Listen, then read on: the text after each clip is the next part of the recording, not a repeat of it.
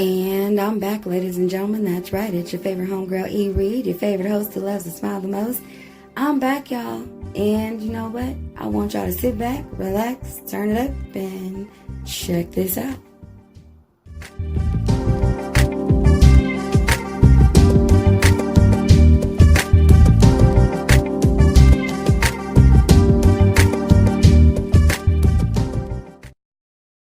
And I'm back, ladies and gentlemen. That's right. It's your favorite homegirl, E. Reed. I'm back with another Readality Radio episode. And this is my 2 cents. This is where I just give my opinion on random topics, or I tell you guys stories, or, I share a little bit of wisdom, whatever is on my mind at the time. And right now, what's on my mind is let's talk about Kenya from Real Housewives of Atlanta. Okay. Now, I've already done some of my 2 cents on Nene. I've done one on Portia. I've done one on Cynthia. So, Kenya, it is now your turn. Thank you. All right. And I want to thank y'all for joining me, because you don't have to be here, but I'm so glad you are. Okay. So let me tell y'all something. When it comes to Kenya, I don't like that I don't like her. Did you catch that? I don't like that I don't like her, because I want to like her. I really do. I believe she is and this has nothing to do with liking her or not, but this is how I see her. She is a beautiful woman. She has gorgeous hair. She definitely knows how to make a presence. She does have good ideas for businesses. I wish they would flourish more, or she had an actual team behind her. But I feel like that goes along. The reason why that it doesn't happen that way goes along with what I'm getting ready to tell y'all. So when it comes to Kenya, now the way I really see her, after everything has happened, and the season being on for 12 years now, and everything she done did to other people, the fight she had with Portia, the fight she had with every other castmate, the way she responds, and now her new life when it comes to her baby and Mark. I feel like, and you guys have probably heard me say this before on some of my other episodes when it comes to reviewing or just talking about Kenya. Kenya is misery loves company. And she is a wounded little girl who grew up to be a more heartless than compassionate woman as an adult. Okay? Because she was denied by her mother.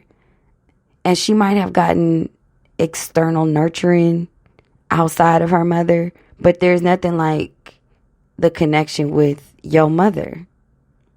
And I feel like because that happened to her, she doesn't know how to be a good friend. She doesn't know how to really be empathic or empathetic. She doesn't know how to be compassionate. She doesn't know how to be understanding or have unconditional love, because she wasn't raised with unconditional love. She might have received it from her father. I don't know. But when it comes to her mother, she didn't receive that. And that's heavy for a woman.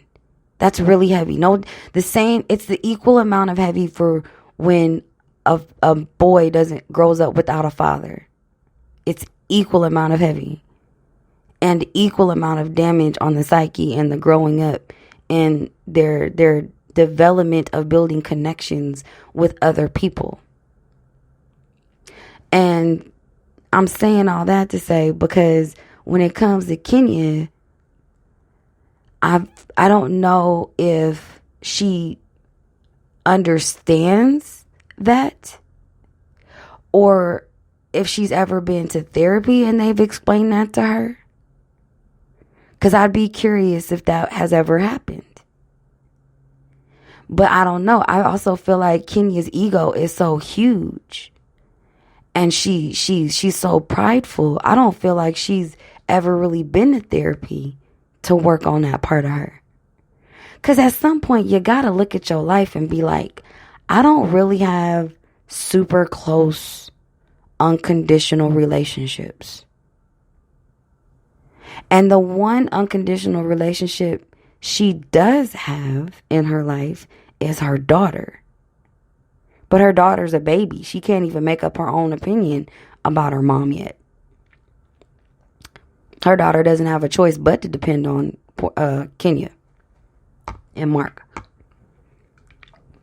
And the fact that Mark already has placed a mental wedge, a psychological wedge between the connection and love he has, or the way he interacts with Kenya based on their child, he has pretty much made a competition between Kenya and her daughter for the attention of the man. Which, sadly to say, and I've said this before in other episodes, in passing, but I feel like maybe that's what her mom did to her. Maybe her mom, disowned her or didn't want to have anything to do with her because, maybe she was a burden because the guy didn't want Kenya. Her father, no, because her father wanted her. So I don't know. I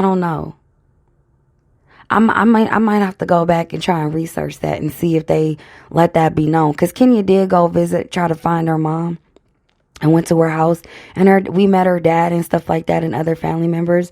And I don't know if the story fully came out like it did on Real Housewives of Potomac, when Ashley went to go see her father. I don't know if the same thing happened with Kenya, if she actually got the full story on why her mom disowned her. I'd have to rewatch that. I'll go back and see. And if I do find something, then I'll be back with another My 2 cents. But I don't know. I'll go back and see and look. But anyway, so when it comes to not having that, and you don't have that unconditional love, why can we expect anything opposite from someone like that with Kenya? And then I think Kenya being able to be selected and chosen as Miss USA, I think it was Miss USA, right? The fact that she was one of the first black women to be selected in that, or be amongst black, the few black women who hold that, those kind of titles, pageant titles, national pageant titles. Y'all know what I'm trying to say. Jesus, I think it's the coffee. So that moment where she was accepted, I feel like just adds another layer of her ego and why she feels like she can do and say whatever she wants to people. Like she feels like she has that privilege to do that to people, like she walks around with the wish factor kind of a thing. Like, I wish you would react. I wish you would respond, and that's gotta be that's gotta be exhausting to live, to always be ready to fight all the time and defend yourself for something you shouldn't put a lot of energy to. I don't know. Like, that's just a lot. That's a lot to unpack. And I feel like Kenya does that all the time. So what I think Kenya needs to do, I think Kenya should go out on Iyanla Vanzant. I want to see Iyanla just like break her down in front of all of us so we can see that.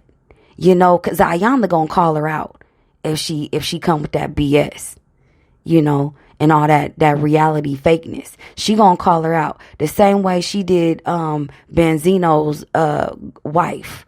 I can't think of her name right now, but Benzino from Love and Hip Hop, him and his wife went on there, and Iyanla destroyed her. Because she tried to come with that reality rah-rah mess. And so I think Kenya should go to Iyanla. Let's see her on the episode. I'd love to see that. I think she should talk to like Nene. I think she should talk to Nene. I think she should talk to Portia. And I think she should talk to Kenya. I sure do. Top 3. Yep. So, and I mean, they all in the same area. They all in Atlanta. They can make that happen. I'm just saying. So with that being said, y'all, that's my 2 cents when it comes to Kenya and why she acts the way that she acts. Now, here's my 2 cents when it comes to my reaction in how she treats other people. I think it's garbage, and I think it's straight karma. I think it's straight karma on what she's getting right now when it comes to Mark and how he treats her, because she has earned every single derogatory. Well, I don't want to say derogatory, like to destroy her inner person or anything like that, but anything that makes her feel uncomfortable or makes her feel like, why did you treat me like that, or why are you talking to me like that? She earned every single one of those, because she has done that with everybody since she's been on the show.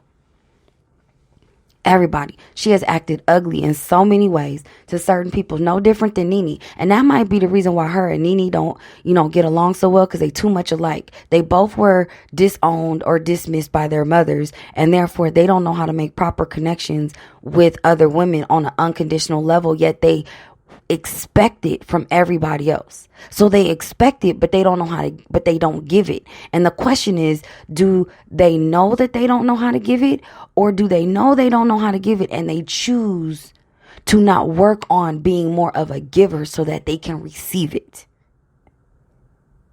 Do you know what I mean? That was kind of heavy, right? But that's what it is. That's honestly what I think it is. I really think that it's one of those moments where Kenya needs to look further into herself. She has a daughter now. She is responsible for that daughter's upbringing. She is responsible for how that daughter is supposed to view the world and interact with other people. And if she wants to break the cycle, she's going to need to fix herself and work on herself and heal from the damage of her mother dismissing her all those years ago. Otherwise, whether she wants to or not, subconsciously, she will do the exact same thing to her daughter. Whether she wants to or not. Now, she can say she loves her daughter to death and all of that. She can make it look real good on the cameras. But that doesn't mean that's what she feel really on, for real on the inside. Because I'm going to be quite honest with you. I've never seen Kenya as a mother. Ever. I've never pictured Kenya as a mother. I don't feel like there's anything nurturing or sensitive about her. We've never seen that. Saying, "Oh, your baby's so cute," and having a fake smile and a few giggles don't make you a nurturing mother. Buying your kids stuff don't make you a mother. But I guess we gonna see how this plays out. Taking photo shoots showing off your baby because she looks like a doll don't make you a mother. Out here getting ready to brawl and fight and provoking people and getting in people's business and not protecting your energy so that you don't bring that negative energy into your house so that it seeps into your baby is not being a mother. I'm just saying. I'm going to need her to make a choice. But I tell you one thing I know for sure, I'm praying for that baby. I tell you that. Because I really hope that Kenya breaks the cycle and she don't do that to her own kid. Because that'll be another generation lost and in pain and hurt out. And hurt people. So that's how you can tell Kenya is still hurt. Because she out here hurting people. So I'm not saying all that for y'all to feel sorry for Kenya. I'm just giving y'all my 2 cents on the situation. You know? So, that's all I got for y'all for right now. I'm E. Reed. I'm your favorite host who loves to smile the most. And if you are listening to me on YouTube, on Reality TV, thank you so much. If you are listening to me on Spotify or Apple Podcasts or any other of those platforms, Spreaker, Anchor, anything like that, I appreciate you and thank you so much. And I'm going to talk to y'all later. Y'all have a blessed day. I love you. Bye.